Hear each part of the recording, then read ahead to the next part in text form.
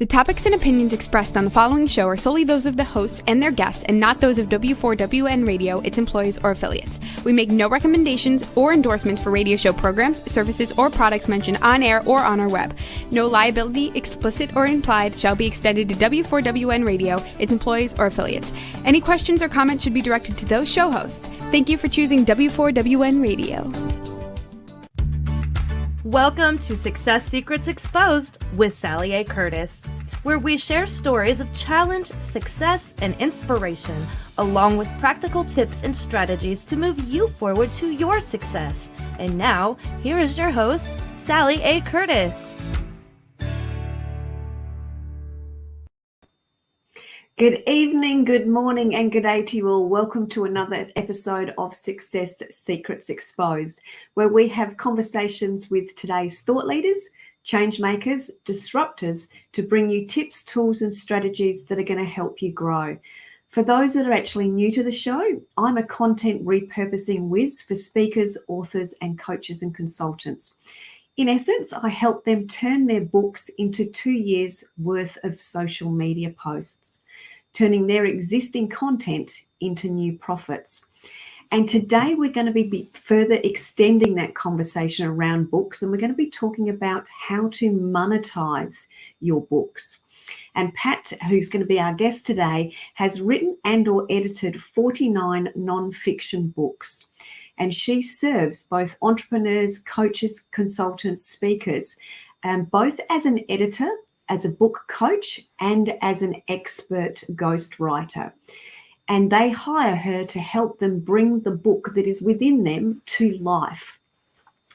Pat is extremely experienced in this arena of authorship and monetizing books. She's the host of the Business Writers Circle. She's also co-host of the National Speakers Association Authors Group and a advisor for the C-Suite Network. So you are in for an absolute treat today. Please help me welcome Pat to the show to talk about monetizing your book. Thank you, Sally. A pleasure to be here and to join you across the airwaves. Absolutely. Thank you so much for sharing with us today. I know you're an absolute wealth of knowledge and you've got so much experience really bringing to life, that book and that story that's inside people and the people that you serve, but also around the monetization of the book. So I'm excited to share some of your incredible insights with the audience today. I'd love to start off, if we may, just digging into a little bit of your backstory as to how you came about helping and why you came about helping these authors not only bring their book to life in the first instance, but also around monetizing it. If you can tell us a little bit of your backstory, please. Sure. I sat in a conference room, Sally, in 1978 looking at a woman who was in a wheelchair. She had been beaten so badly by her husband that she was paralyzed. He hit her with a baseball bat. And it wasn't the first time that she had been beaten. I sat there thinking, why did she stay with him? Why didn't she leave? And that curiosity led me to write my paper for that course on battered women and why they stayed in relationships and the cycle of violence. That paper then led to my first nursing article that was accepted by a nursing journal. And then about 5 years later, I embarked on co-authoring a book with 2 other nurses. And then that book launched my career testifying in cases as a nursing expert witness. It gave me the credibility, as I'm sure many of the people who are watching this, recognize that writing a book, it gives you credibility and visibility and authority. It enabled me to approach attorneys and say, I would love to help you with your cases. And I did that for a couple of years as a medical surgical expert, which is the general duty floors in a hospital. Then an attorney called me and said, I'd like you to review an emergency department case. And I said, I'm not an ER nursing expert. I've not worked in that area, but I have a colleague I can refer you to So I put the two of them together, and that old proverbial light bulb went off over my head. And I thought, she's going to bill him for her services. He's going to pay her. If he wins the case, he's going to make money. She's going to make money for sure because she's getting paid on an hourly basis. And I just did them both a favor. I wonder if there's a business starting to assist attorneys with cases that I personally can't handle, different areas of nursing or medicine. And it turned out that there was a thriving business because attorneys had trouble finding nurses in particular who would be willing to testify. And I ran that business for 28 years, and that became a multi-million-dollar business, which enabled me then to sell it in 2015 and then help people write their books, serving as their ghostwriter or editor or book coach. I have just in the last 12 months returned to legal nurse consulting, and I'm doing a little bit of work. I'm not intending to build up a business again. In the States, there's non-compete agreements, and I had to agree that with the woman who bought my business, who intended to run it in New Jersey, I had to agree that I wouldn't take work within a 500-mile radius of New Jersey. And any cases that I got called on, I referred to her. Well, the 5 years is up, and that enables me to start working with some of the favorite attorneys who I retained from those years in my business. Yeah, beautiful. What a powerful story behind a story. Thank you so much for sharing that. That in itself is the testament of why and how books are so powerful, and how often we do have, and how many people do you walk past in the street that have an incredible story that, when expressed appropriately with the right channels, with the right support, can make such a significant impact and ripple effect across so many different ponds or rivers or oceans, in actual fact. Mm-hmm. Yeah, extraordinary. Yep. Thank you. You're right. So I would really like to sort of really go into the ways in which people can actually monetize their book. And I know we had a conversation previously that, having worked in my case predominantly with the coaches and consultants and speakers that write books as part of their thought leadership, but they almost get onto a hamster wheel of just writing the book, and then they write the book and then they publish the book, and they actually don't do a lot with it, which is one of my pet peeves, because of coming from marketing and a business development background. I know there's so much more that could be done.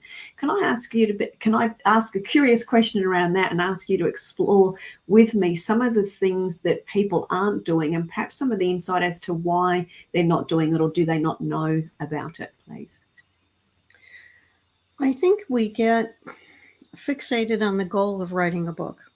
Yeah. The population that you're describing, coaches and consultants and speakers, it's incredibly important to have a book for visibility and authority and credibility. But it doesn't end there. It is a foundation for attracting clients, attracting work. I've been a member of National Speakers Association now since 2008, and one of the mantras is you need to have a book.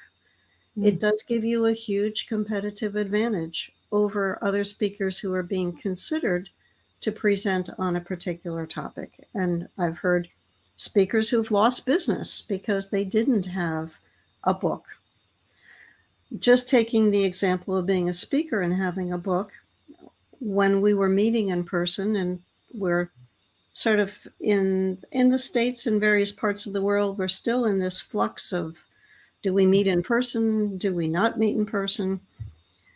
Providing a physical copy to attendees who come to a meeting is one way to increase the revenue for that speaking engagement. Providing a digital copy in a virtual environment is another way to increase the revenue. Having a CEO of a company write a foreword, which then becomes a special book. Well, it's the same content, but it's branded with the endorsement of the CEO of the company. You can add the logo of the company to the cover. That is worth a lot of money to the company, that they've got their own version of the book that they can then distribute to employees, and that becomes very important within the company. Mm. That type of licensing packaging deal it's an unexploited way to bring more revenue to the speaker. Mm. And then for coaches and consultants, if you're writing a book on the topic of your expertise, which is the logical way to do it, then you can build your speaking business around that resource. You've got a workbook, for example, the companion workbook that goes with the book that you've written. And I know, Sally, you're a master at the repurposing piece. I just saw an article 2 days ago written by a woman who's an editor who said, if you're stuck trying to figure out what to put in your workbook, look at your book, and every time you write a question with a question mark, is that something that you could reword and put into a workbook with space for people to be able to fill in their answers? Absolutely. I'm giggling because that's one of my methodologies. Is I always go question at the top, and that usually the very bottom sentence of either a relevant paragraph or the bottom of the last sentence of the whole text will have what I call a throwaway line, which can often be turned into just that, a productization element, which is the workbook that goes with it. So brilliant. Mm-hmm. Thank you for doing that. Yes. And there are additional products. There are online courses. There are book cards, card decks. I'll share with you what I did in April of 2020. My professional association of legal nurse consultants, I've kept in touch with that population of people, canceled their in-person conference, like so many other organizations canceled. And I had a book on networking for legal nurse consultants that I planned to launch at that conference. I had a table, I ordered copies, I was ready to go there and stand behind my table and sell my books, as I had done so many other times before. Well, now the canceled conference fouls up my plans. I have these books, I've got all the content. All of a sudden, I looked at my book and said, I didn't anticipate, like so many other people didn't anticipate, that the whole world was going to shut down and we wouldn't be networking in person. Yeah. What did I put in my book that I then repurpose? So I went through the book and I said, well, this applies, this chapter applies, this chapter applies, but I spent a lot of time focusing on in-person networking. I didn't even address online networking. So I teamed up with a colleague who was a social media expert. And I said, look, how about if we do a 4-session course and we teach online and in-person networking. We talk about the elevator speech and your hook and how you network through LinkedIn. We put together a rough plan. And this was a test, Sally. I still hesitate when I do this. I have coaches who say, Pat, sell the course first and then develop it. And I thought, oh, but I really want to make sure that I have it ready in time. So we did a free webinar. We didn't have a single slide developed, not a single slide. From the time I got the idea to the time we opened up the first session of the course was only 21 days. And we got 16 people in the program who paid $400 for taking that course, which we then developed the minute we had our first registration fee. Yeah. And then the other thing that we did, and this is another repurposing gem for your listeners, Sally, is that every time I teach a free program, I make money because I sell something that I call the learning resource, which is the slides, the transcript, and then I take 4 blog posts, 3 or 4 blog posts, which are around the topic. And I include the picture that was in the blog post, and I put it all together into a PDF with a nice cover. It's a digital file. We charge $20 for this. It ends up to be about between 60 and 70 pages, so it looks substantial. And we sold 20 of our learning resources. So we made money on the learning resource, then we made money on the online course. If I had gone to that conference, which typically is attended by about 200 people, I would have had to sell 220 books to equal the revenue that I generated with that online course. And then my colleague and I turned around and we revised it for entrepreneurs. And then we did a mailing to my list of entrepreneurs, her list of entrepreneurs, and we ran the course again. Brilliant. So that little $29.95 book would never have generated that amount of money. But it was the starting point of what came next, which is the key element here. And I just would love to, I'm just going to capture here because I caught it, but I want to make sure everyone else has caught it because this is the bossy Sally coming out, is that you actually created a course for your nursing, the nursing fraternity as it related to networking. You've had forward movement fast, and I'm a bit like you, Pat. I like to have a few more ducks lined up before I launch, but I understand the principle behind it. So you've done that. You've had great success through the learning resources, etc. And then for those that didn't catch this, the same content was duplicated for the secondary or the second niche. So we went from the nurses to the entrepreneurs and have effectively duplicated what was a proven model previously. So there's an extra repurposing element and an extra business development element that I just wanted to make sure everyone caught. So thank you so much. You're welcome. And I think in reality, it is as easy as you've eloquently expressed it, but we just overcomplicate it too much in the processes. So I love that you've that the learning resource, and that's such a fabulous name, and that in itself has got such a great hook and it makes sense. Whereas generally we try to create an ebook with a really fancy title and all these other things that we're going to add value add. But just simply calling it a learning resource, which is very relevant to the audience at the time, in the moment, that has such great content in it, but has such high value anyway, but it has additionally perceived high value because of the quality and the depth in which you've gone into that learning resource. So I think that in itself is also another lesson that the audience can take away. You've already created the resources just by packaging them up effectively and not overcomplicating with a too fancy title. It enables people to consume you in different variations of bite-sized content. So in this case, it was a bit bigger than bite-sized, but it was a bite-sized learning resource after a program which they'd just done a bit of a deep dive into with the four training videos that you shared with us.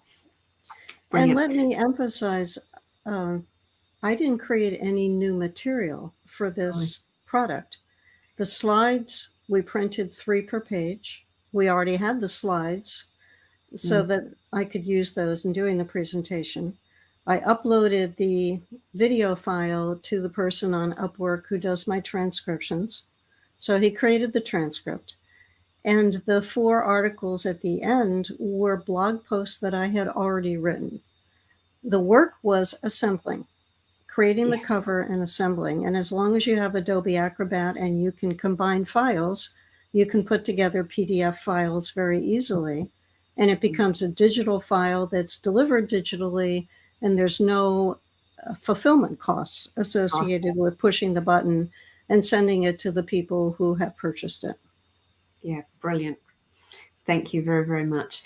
So that's one way to capitalize on content that you've previously created that was going to become a book. I also find it really interesting, and I don't know whether I see a lot of speakers do this at the larger conferences, particularly if they're a keynote. They tend to sort of dive in and dive off again.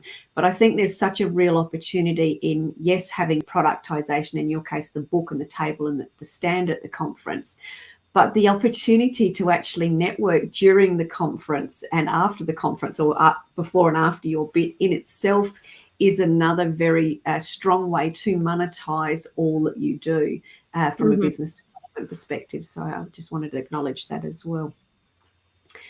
So let's talk about, sorry, did you have something else to add, Pat?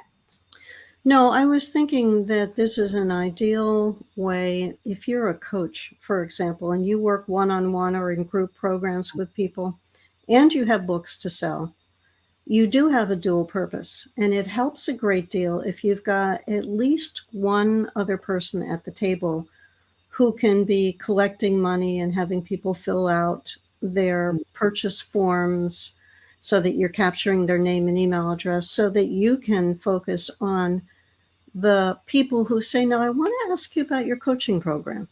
Yeah. Somebody's trying to hand you $20 to buy a $20 book while this person wants to find out about a thousands of dollar program. It's very useful to have a person who can say, well, let me take care of that book for you. Let Pat talk to this person about her questions on the coaching program. Yeah. So brilliant. if you are a speaker and you're trying to get speaking gigs, potentially people could come up to the table as well. It's always worked for me because I'm there as a coach and an author to be able to speak with people about their needs and, is in essence, determine if they're the right fit, if I'm the right fit for what they need. Are they serious? Are they ready to start? Do they have the funds to hire me as a coach? All of those questions, you can at least start the conversation or say, let's set up a time and talk because this is a more in-depth conversation than we have time for right now. And let's get together and speak about it. Yeah. And I think that's it's so important to share all of that because to you and I that are natural networkers, that's a naturally part of what we do as networking is being available and being approachable and being there when people need us and those sorts of things. And I do see a lot of that on occasion, that celebrity status that comes in when you're a speaker that you tend to run off and forget that there's so much opportunity sitting in the room if you just make yourself available. And to me, that comes back to good old-fashioned good manners. It's just being around. So it's stepping back out of that rushing scenario and just being available. If you've got the visibility and you've created the credibility, it's very important to be available to people so you can capitalize on what you've actually created.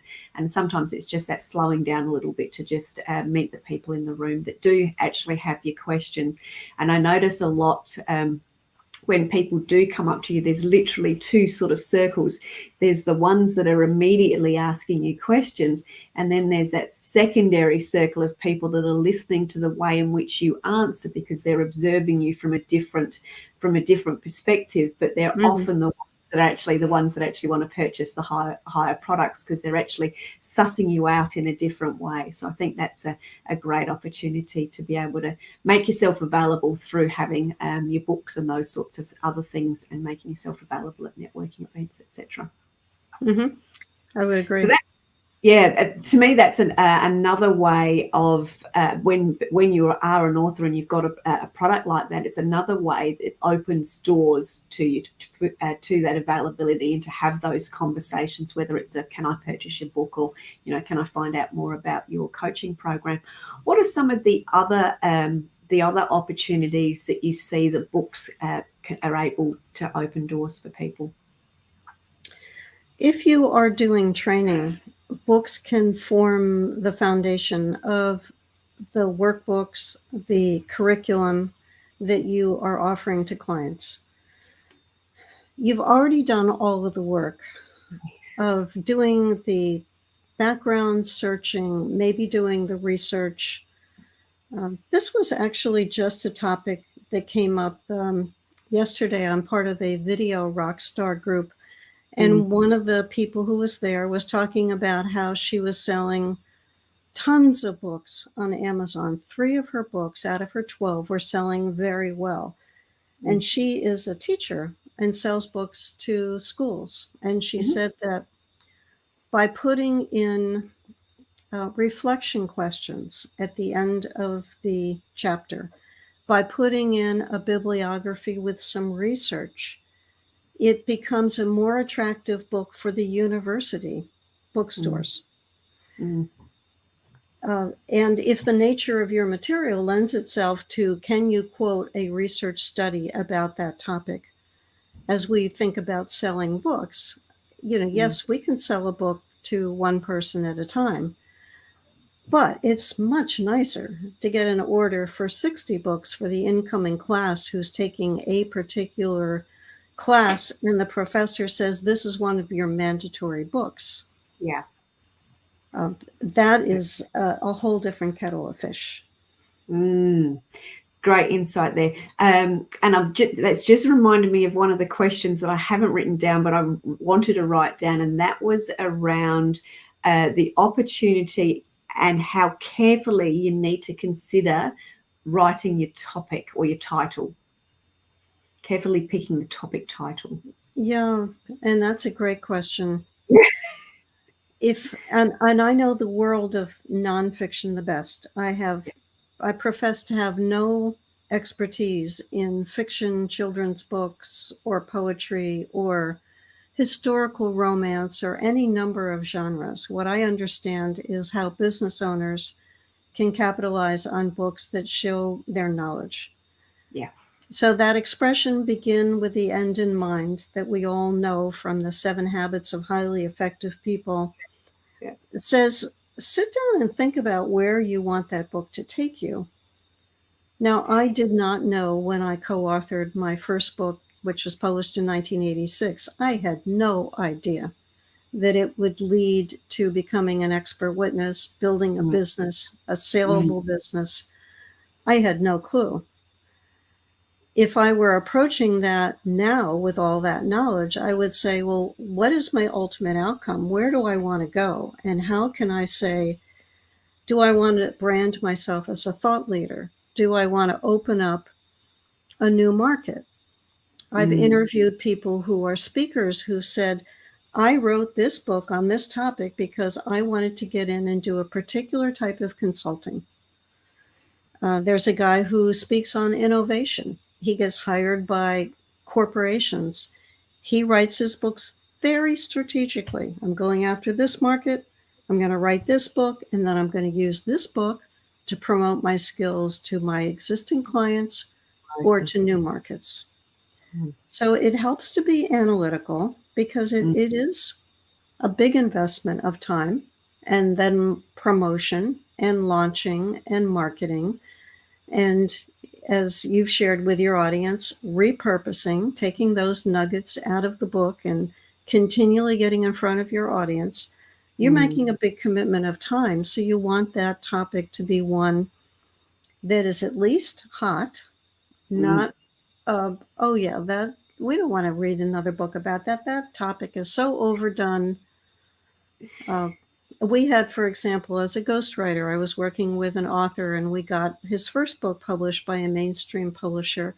And they came back to us and said, we think the topic of bullying is going to be hot. We want you to write a book for us on that topic based on what was going on in the political environment at that time. That was a very hot topic. Maybe bullying is not a hot topic now, 5 years later, 4 years later. But how do you get employees to come back to work? How do you get them to give up working out of their homes and to come back to an office building? What do you do about people who are resigning their positions? Maybe that's a topic that is much hotter than bullying right now. And I think I had an epiphany and a bit of an aha moment when you actually said where you want the book to take you. Because I think in a lot of, in my experience, and I'm certainly not a ghostwriter, not somebody that writes, but I do work with people that have written lots of books. And yes, the book is an extension of the products and the programs, etc., that they're selling. But often the book is about how can I add value and what can I share to the audience. So I actually felt when you said that, because my head sort of did a little bit of a bzzz, because the book is often, from my perspective, has often been written with the client's end result in mind. Yes, it's used as a lead magnet. Yes, it's used strategically to open doors, but it's more around the transformation of the client, has been my perception when I've had conversations. So I find it really interesting, the level in which we're talking about where the book is going to take you. So being even more strategic than I'm just going to write a small version of the program so people get an insight about what my program is and want to do some work with me. So it sounds as though when you're thinking analytically and very strategically, that you're actually almost, I'm going to use the term forward pacing, you're forward pacing quite a bit ahead. Would I be correct in saying that, Pat? Am I on the right thought process? Yes. You're thinking about what are the interests of your market. You're thinking about, are you, for example, focusing on one particular segment of the market? Like, I edit a newsletter for a financial advisor. They lay it all out. They send it to me. They say, please proofread it, Pat. I find the typos. I send it back to them. The financial planning market is very specific, and they serve a particular segment of the population who needs help with managing their money. But then other people focus on a concept like innovation. You can apply innovation to many markets, or conflict resolution, or leadership, or communication skills. Those are broad topics that are applicable to many markets. Yeah. So part of it is knowing who is likely to need your services. And if you're even more analytical, you say, who needs my services and has the money to pay me? Yeah. Because the need doesn't always equal what's in the pocketbook. And unless you want to serve and serve and serve and not get paid, unfortunately, that model doesn't work long term. So we have to look at who needs us, who can fund us. Even nonprofit organizations have money just because they're called nonprofit. The corporate world, the associations, organizations, there's many markets. So you're looking at who has the need, who is ready to sit up and take notice, who has a problem or a pain point. Some corporation has gotten in trouble or is losing market share. Even as we speak, Facebook stock has plummeted in the last 24 hours. They're hurting right now. They might need somebody as a consultant who would be able to help them objectively take a look at what is going on that has caused them to lose so much money because they announced their earnings. So there's lots of ways to look at your topic. And I also recommend, Sally, to people that you should really love your topic, because once you write a book, you are with that topic sometimes for years through subsequent editions. If it's not something that sets you on fire and makes you want to say, oh, yeah, that would be a great story for me to include in the next edition, then look at what you are passionate about writing. Yeah, I'm having a little bit of a laugh there because I've spoken on networking for probably about 15 years, and for probably 10 of those years, and I love networking, but for 10 of those years, it was like, can I please put this to bed? Because I wanted to put it to bed, but my audience and my community was still needing it. And it's a topic I love, but I just find it interesting because it was a topic that I was ready to put to bed because I had moved on from it. So that's where it becomes very, very relevant. Is it its longevity in its life, if it's a relevant and hot topic, is not determined by when you wanted to put it to bed. It's determined by the audience and around you that's consuming it and requesting more and those sorts of things. So I think that just gives such another layer of insight too. So thank you for that. Yeah, so I've got my head's going bzzz now with ideas.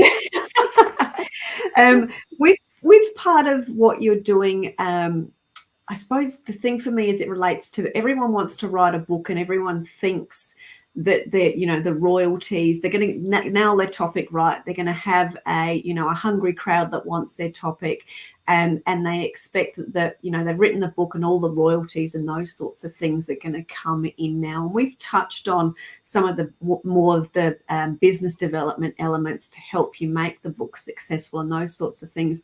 Do you have any insights or extra tips as it relates to the marketing of a book, or the elements that help to drive the growth of a book as it relates to the royalty side of things? I will tell people quite readily that when I look at the books that I had published by nursing publishers, that I made about 35 cents an hour in royalties. Yeah.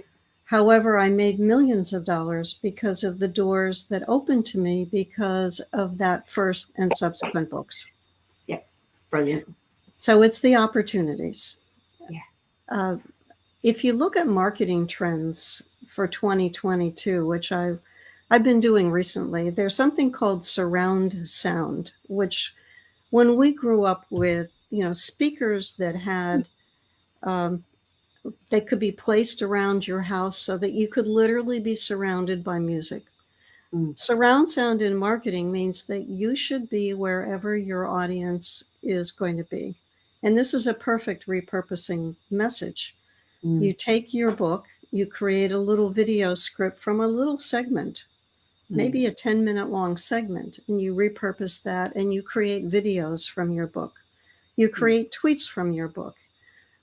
I have taken podcasts, and when I have a podcast that's been running for 6 years for legal nurse consultants, and I've done podcasts with the chapters from my book where I literally read without sounding like I'm reading, but I'm reading. I'm reading a section of a chapter that will equal the length of the podcast session. So I don't have to go out and create new material for that. So if you are trying to market your book, which of course is as difficult, if not more difficult than writing the book, then you have to say this is something that you have to do for the long run. You write a blog post.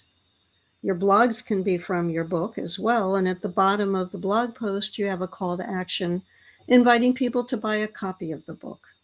Correct. So videos, podcasts, blogs. I'm sure I haven't mentioned all of the ways that you can repurpose that book. And that's where you come in, Sally. Yeah, but you've provided such a great list there, and I think that's the essence of it. And I love that you've distilled it down to the book. Yes, there's the book and the royalties, but what are the opportunities? Because it's those. My favorite saying is, opportunities are a daily occurrence, often hidden in plain sight.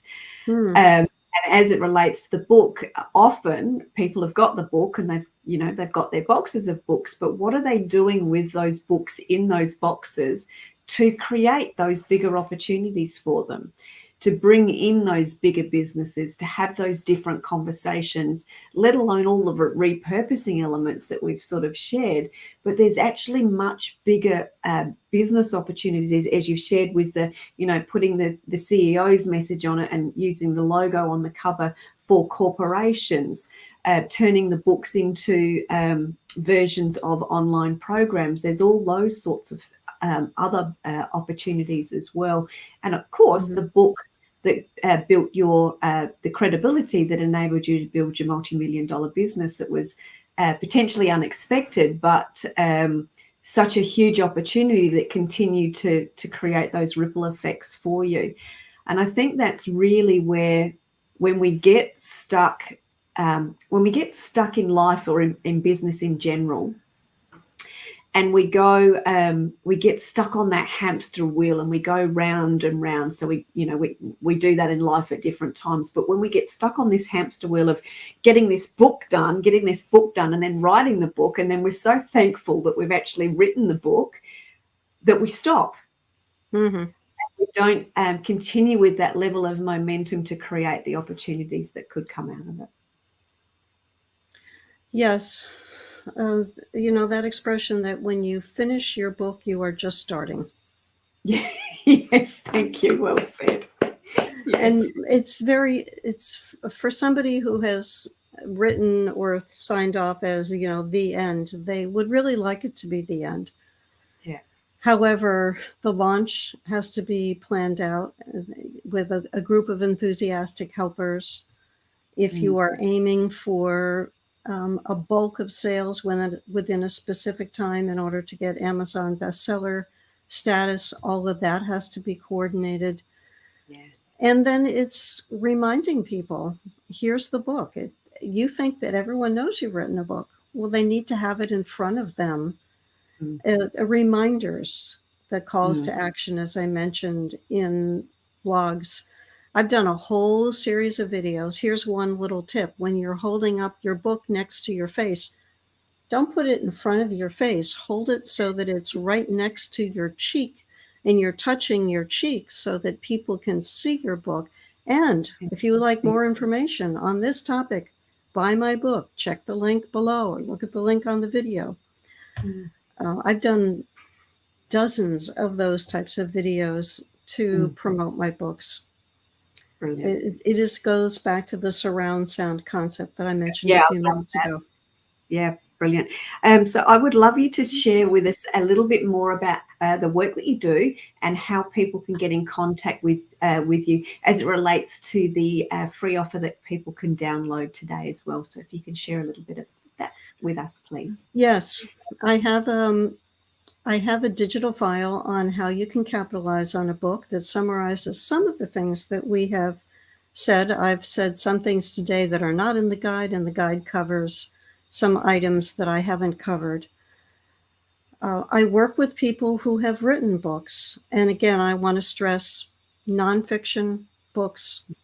Any medical book is something that is also an area of expertise based on my nursing background. Some people have written a book. They want an editor to help smooth it out and make sure that it reads well. Some people hire me as a ghostwriter because they have the knowledge, but they don't have the time necessarily, or they don't know how to structure a book. So they hire me to help them write the book. And some people say, I need some guidance. Like I'm working with a woman starting next week who needs help thinking through what she wants in her book, planning out the chapters, figuring out how to organize it. She's doing all the writing, and I'm guiding her so that when she's done with this whole process, she'll be pleased with that final product and it will accomplish what she wants to get done. Brilliant. And we'll just pop across the ticker across the screen so people have got that there for people to be able to access that download as well. And of course, we'll have it available on the radio website as well as our social media channels as well. And that's just going across the screen now, which is mywriting.tips/CAP. That's just going across the screen now. And what's the best way for people to get in contact with you, Pat? Is it through LinkedIn or through a website? I think it would be through my email address. And I do want to emphasize my last name is spelled Iyer, I-Y-E-R. It's Pat Iyer, pat@patiyer.com. Many people look at a capital I and they make it into an L. And I laugh about this because I spent 25 years testifying in courthouses. So if you can imagine people calling me Pat Liar, where's my credibility? When you walk in and you have to raise your hand and swear to tell the truth. So luckily in the courthouses, you have to say, you have to answer the question, what is your name and how do you spell it? My name is Patricia Iyer. It's spelled I-Y-E-R. No one has ever called me Pat Liar in court, but I get emails to Pat Liar and people were letters to Pat Liar. Pat Liar doesn't exist, but Pat Iyer does with a capital I. Yeah, brilliantly. Thank you very much for sharing that as a bit of a wrap up. And so people have got the clarity because it's I occasionally have tripped on it when I've been going to email you and those sorts of things as well. I've gone, oh no, I've got to go back can change that to a capital L. I've typed it wrong, not realizing. So I appreciate that, and great that you've got such a fabulous humor around it too. So what we'll just do very, very quickly is we'll just go to a very, very quick commercial break, and then we'll just wrap up and continue with what's happening next week. Are you a speaker, coach, or consultant wanting to increase your reach and impact? Need to save time and leverage your resources?